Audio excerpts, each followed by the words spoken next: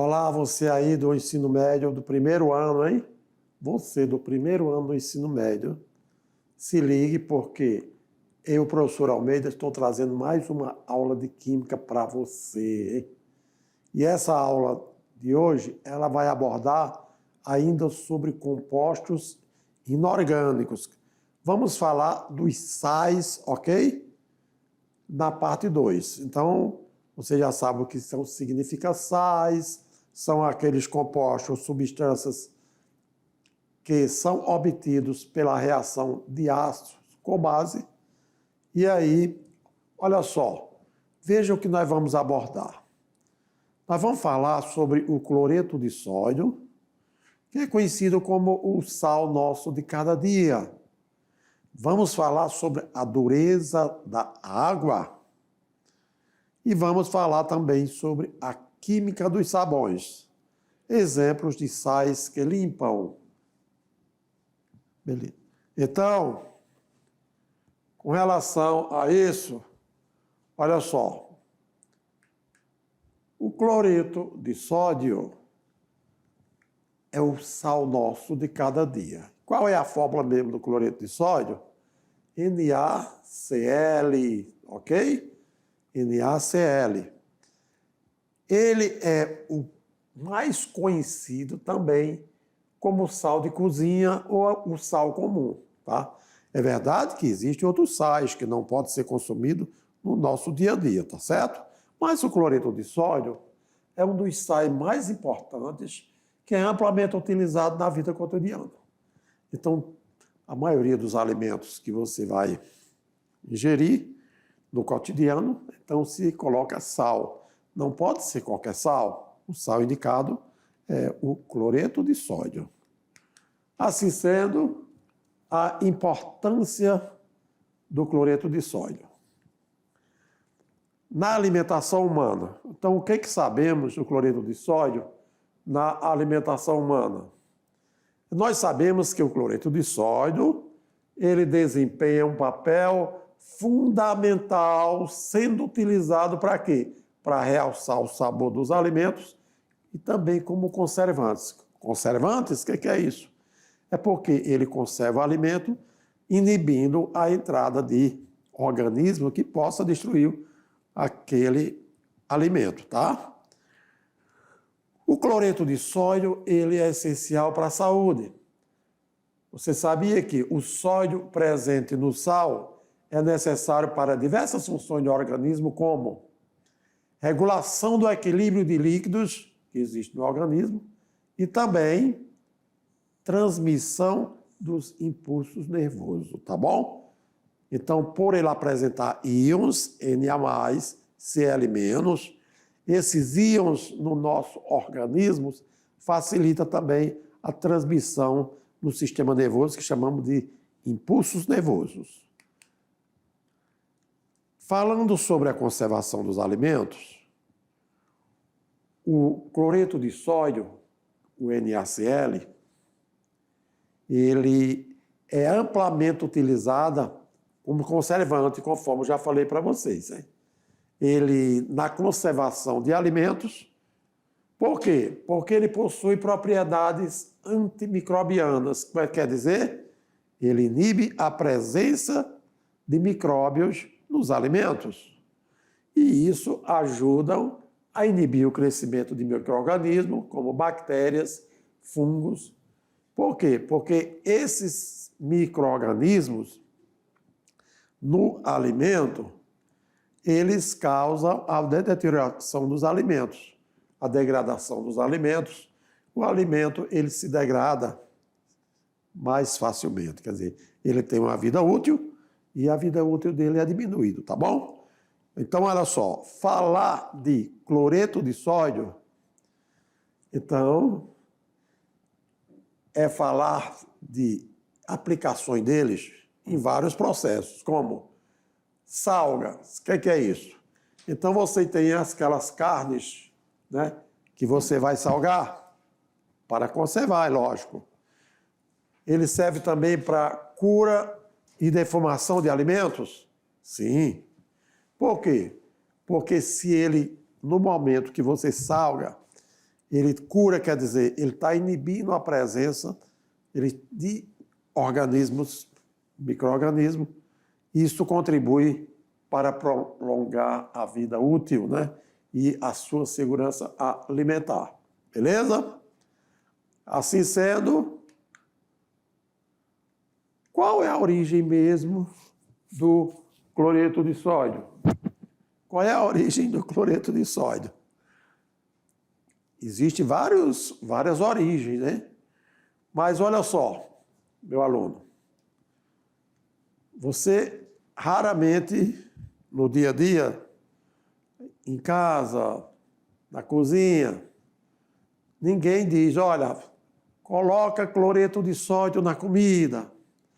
Olha, coloca o cloreto de sódio nessa carne. Ninguém fala de cloreto de sódio. Você fala de quê? Você fala o sal de cozinha. Então, geralmente as cozinheiras, donas de casa, não sabem a forma molecular do popular sal de cozinha, que nada mais é do que cloreto de sódio, um composto que é iônico devido às ligações de sódio e cloro que acontecem. Tá joia? Então, agora sim, através da química, vocês estão estudando, vocês podem modernizar, né? E dizer agora, eu vou salgar os alimentos com cloreto de sódio. Valeu? Então, a origem do cloreto de sódio, sabemos que ele é um dos sais mais abundantes que existe na natureza.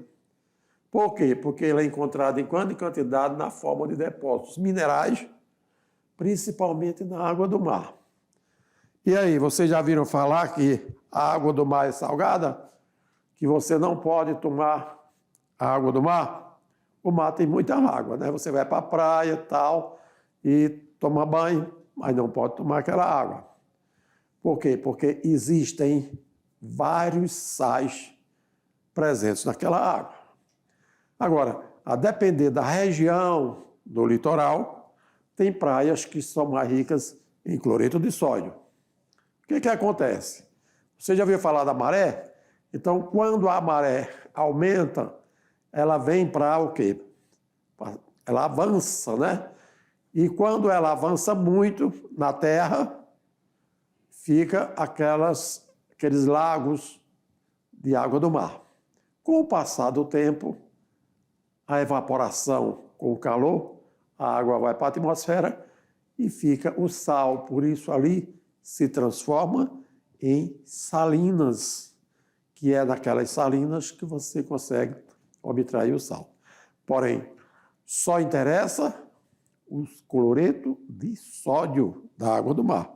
Os outros sais são nocivos para a saúde humana, portanto, não podemos transformar em sal refinado, enfim, tá joia?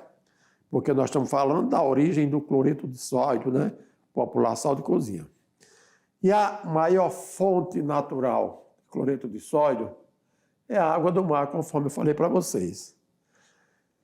E na água do mar existe cerca de 3,5% de sal na sua composição. Além disso, o cloreto de sódio também está presente em depósitos subterrâneos de sal, quer dizer, onde tem fontes subterrâneas que são formados pela evaporação das antigas massas de água salgada. Tá joia? Mas, no geral, é mais na água do mar, popularmente dito, que existe, olha aí, 3,5% de sal na sua composição. Sobre a obtenção do cloreto de sódio, como se obtém o cloreto de sódio? Existem 3 formas de se obter o cloreto de sódio, tá bom? Então, comercialmente, nós temos 3 formas de obter o cloreto de sódio. Entre eles, o sal marinho. Por que a palavra marinho? Porque vem a origem do mar. Ele é extraído da água do mar por evaporação em salinas. Então, as salinas é exatamente a água avança sobre o solo, quando ela volta, fica poças, né? fica reservas líquidas e com o passar do tempo, com o calor, a água evapora e o sal fica. Então ali se transforma em fontes de sal para obter no cotidiano, né? Olha aqui, o mar lá está, quando ele avança, então aí passa a se obter a salina.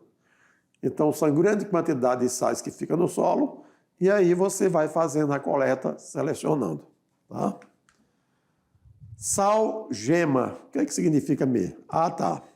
Isso aqui, geralmente, salgema é quando existe a exploração de jazidas do mineral halita. O que é mesmo halita?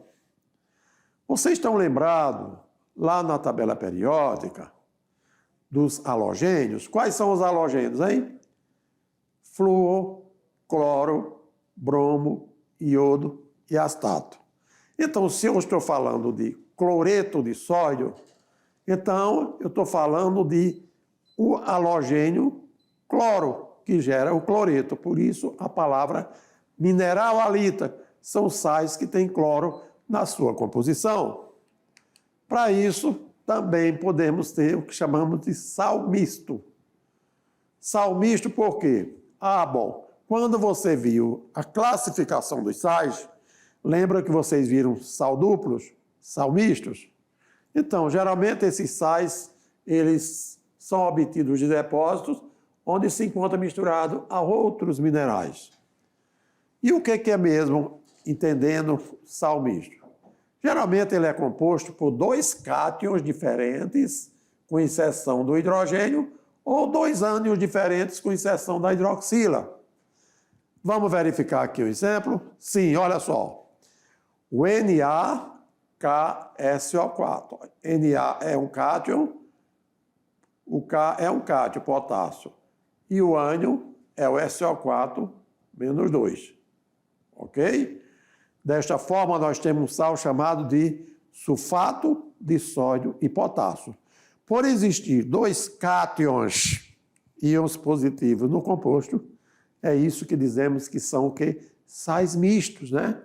E aí, na separação desses íons, que nós chamamos de dissociação eletrolítica, nós obtemos íons Na+, K+, e SO4 bivalente negativo. Portanto, aqui estamos falando das substâncias, quer dizer, dos compostos inorgânicos que estão relacionados como sais. Os sais não podemos nos expor diariamente a eles, né? Por quê? Porque eles correm risco de prejudicar a nossa saúde. E aí, é por isso que sempre você vai encontrar este símbolo dizendo que é obrigatório, por lei, adicionar este símbolo em nosso sal de cozinha, porque certa quantidade de sais de iodo também, pois a falta do iodo na nossa alimentação pode desenvolver uma doença chamada bócio, que está relacionado com as glândulas da tireoide, isto é, consiste na inflamação da tireoide. Então, só relembrando aqui, ó, é obrigatório por lei adicionar em cada sal, onde for o sal de cozinha, temos que ter na sua composição certa quantidade de iodo. Porque, juntamente com o sal, ele vai atuar no nosso organismo, inibindo o que chamamos de bócio, né? Bócio, quando você tem as glândulas tireoides, se você não usar o iodo na composição do sal, pode ser que o bócio venha surgir no organismo e prejudicar você, tá bom? Então, para isso, esse símbolo, ele é indicando que o iodo é necessário e que existe na composição do sódio, tá bom? Do cloreto de sódio.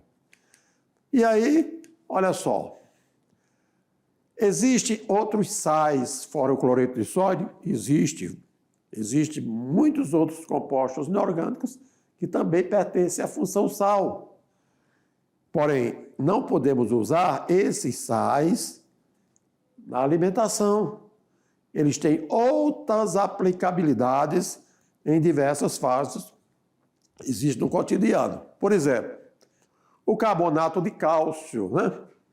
O carbonato de cálcio, ele é muito encontrado na casca do ovo, no mármore, e ele é o principal componente do calcário, né? Ele está presente também nas pérolas e nos recifes de coral. Recife, o que é Recife? Aglomerado de pedras.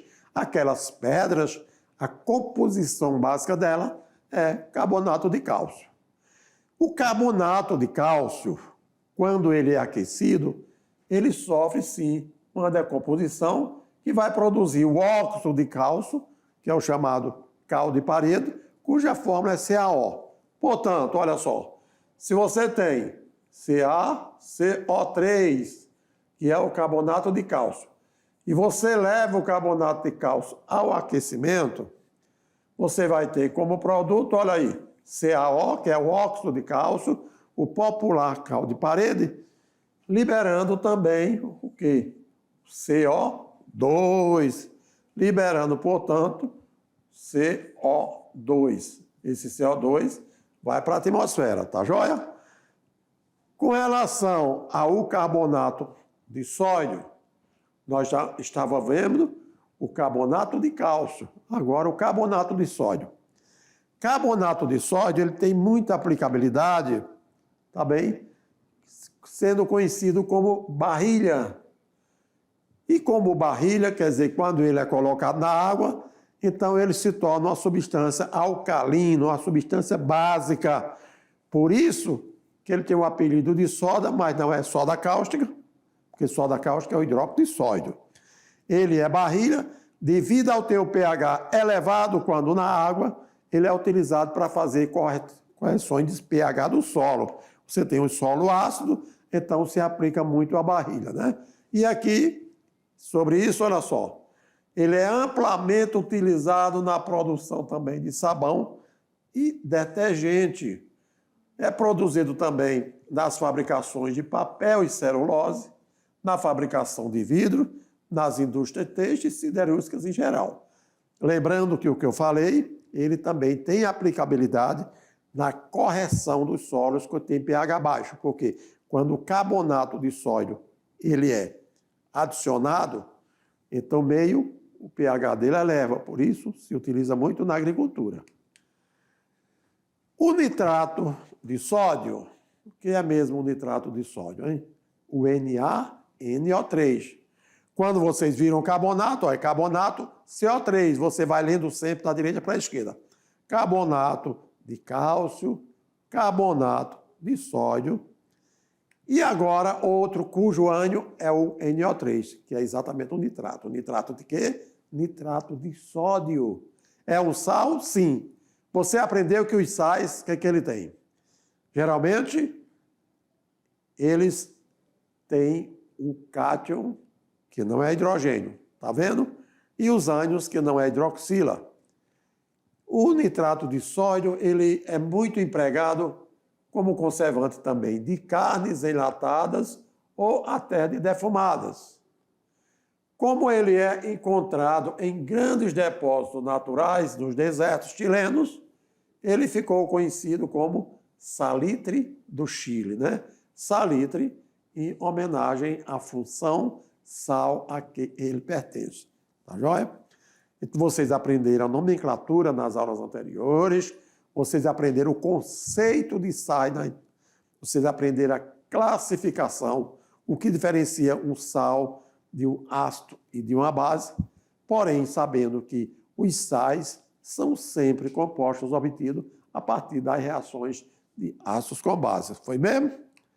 E aí, sulfato de alumínio, olha aí, ó. O que for SO4, sulfato. Sulfato de quê? De alumínio. E aí, a L2SO4, 3. Esse 2 é o NOx do SO4 e o 3 é o NOx do alumínio. Por isso, a L2SO4, 3. Onde é aplicado com frequência o sulfato de alumínio? No tratamento de água, no processo de floculação. E aí, só relembrando um pouquinho, vocês viram em aulas anteriores, né, que eu falei sobre tratamento de água, as etapas, onde a gente falava que a água ela vem com sedimentos, com alguns tipos de sujeira, bairro, areia, etc.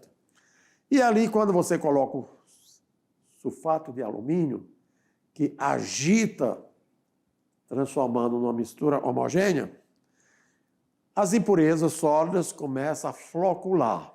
Ao flocular, elas vão se decantando. E o que interessa é o sobrenadante, conforme eu falei para vocês.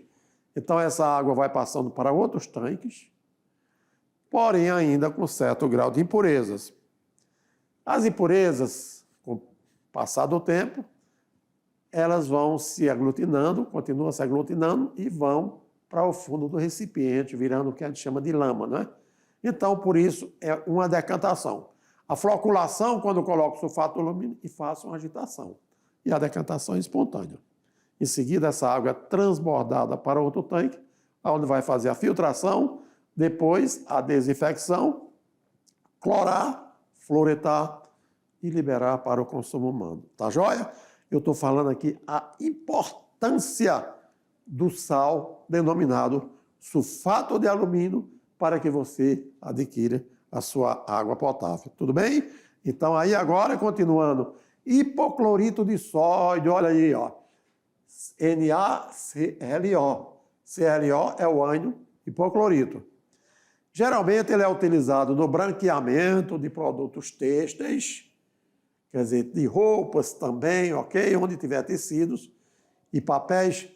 Utilizado também no tratamento de água, por quê?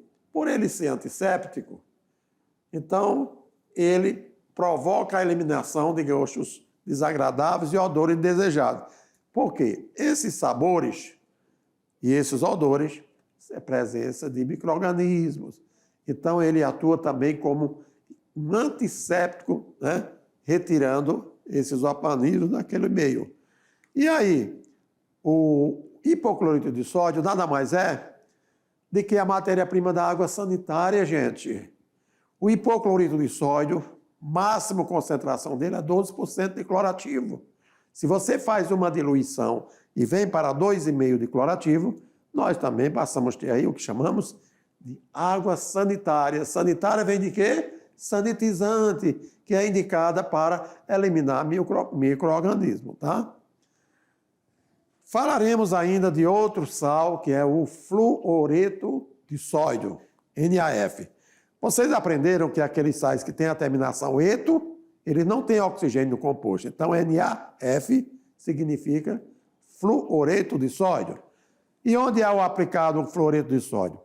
Ele é um componente de vários cremes que existem, como creme dentais e enxaguadores bucais.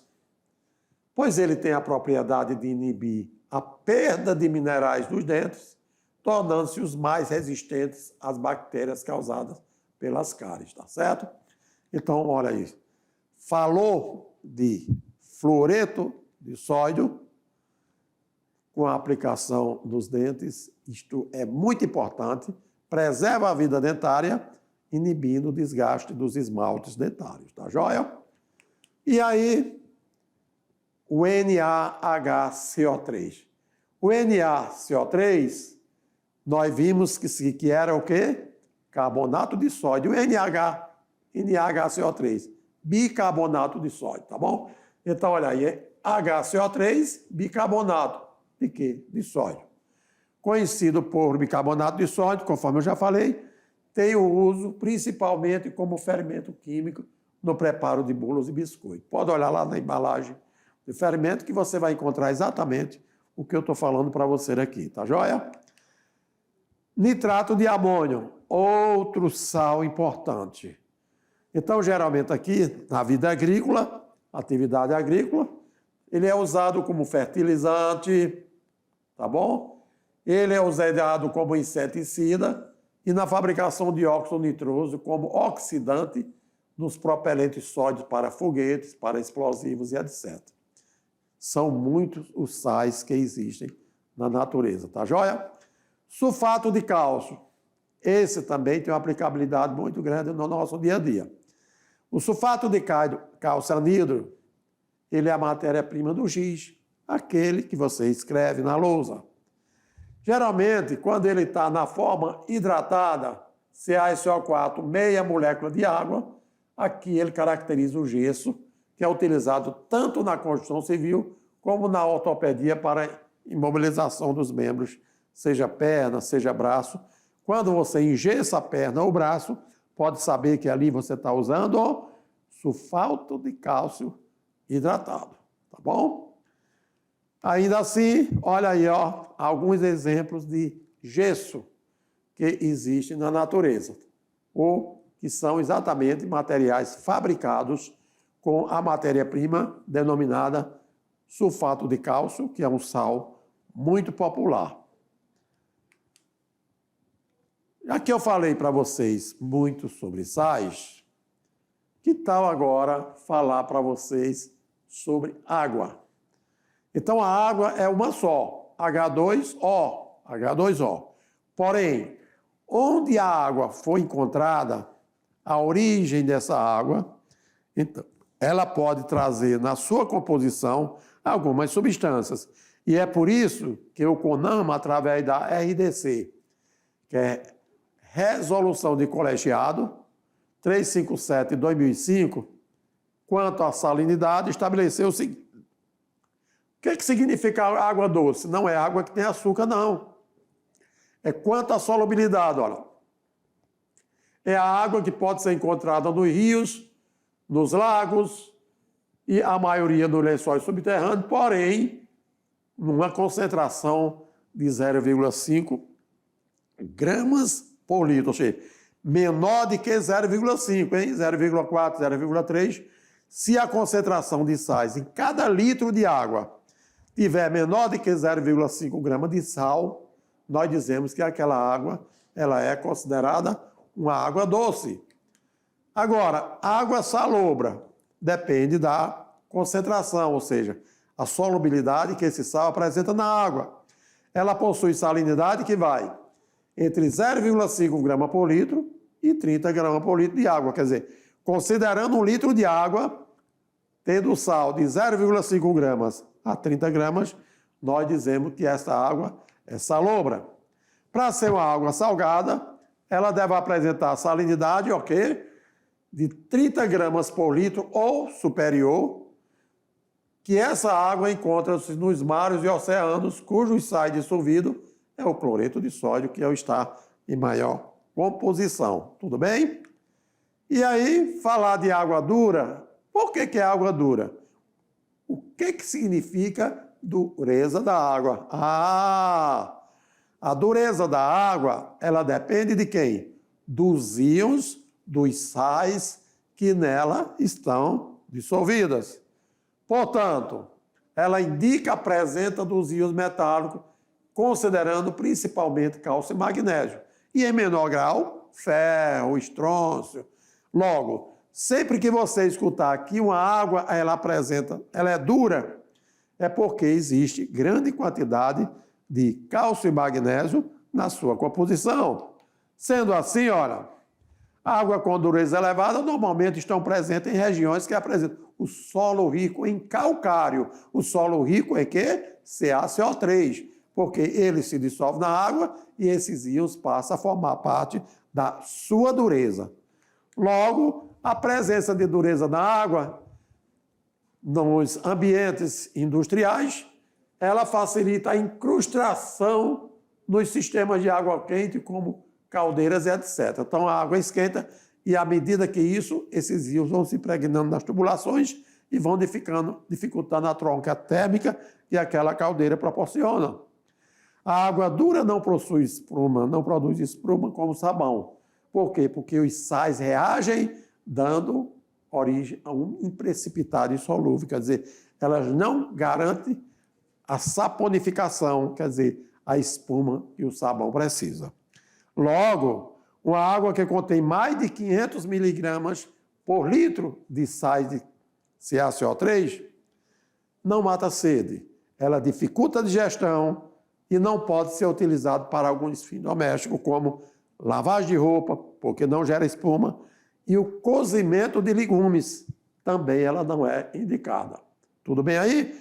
Então, só para lembrar a vocês a importância da dureza da água, porque quando falamos em dureza, então se numa água existe carbonato de cálcio, que é aquela matéria-prima do calcário, que é exatamente o principal componente do calcário, o cálcio que se ioniza do CaCO3 vai se acumulando e aumentando a concentração por cada litro de água que você tiver. Tá joia? Assim sendo, olha só. Já viram falar desses termos, vocês aí, ó? Dependendo da escola que você estiver, da região onde você se encontrar, meu aluno, você já viu falar sobre água mola? Uma água dura moderada? Uma água dura ou muito dura? Tudo isso está relacionado com as durezas da água. Por quê? Olha só. Se uma água é mole, porque tem dureza à base de carbonato de cálcio, quer dizer, íon de cálcio, não é isso? Menor do que 50 miligramas por litro. Se a água for dura moderada, essa dureza ela está maior do que 50 miligramas por litro e menor do que 150 miligramas por litro. Quando eu falo litro de água e miligrama de sal dissolvido. Uma água é dura? Ah, sim. Se ela tiver na composição cálcios, né, íon de cálcios, maior do que 150, menor do que 300 miligramas de cálcio por litro de água. Agora, a água é muito dura. O que é que significa muito dura? Que ela tenha cálcio acima de 300 miligramas por cada litro de água. Valeu? Então, esses termos são termos que você entende no dia a dia, mas depende quimicamente dos cálcio e magnésio que você tiver naquela água, tá bom?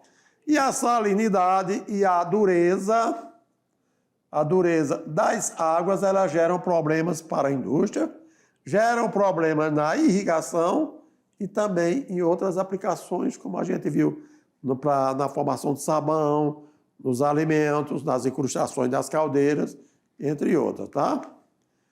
Porque a água do mar é salgada. E aí?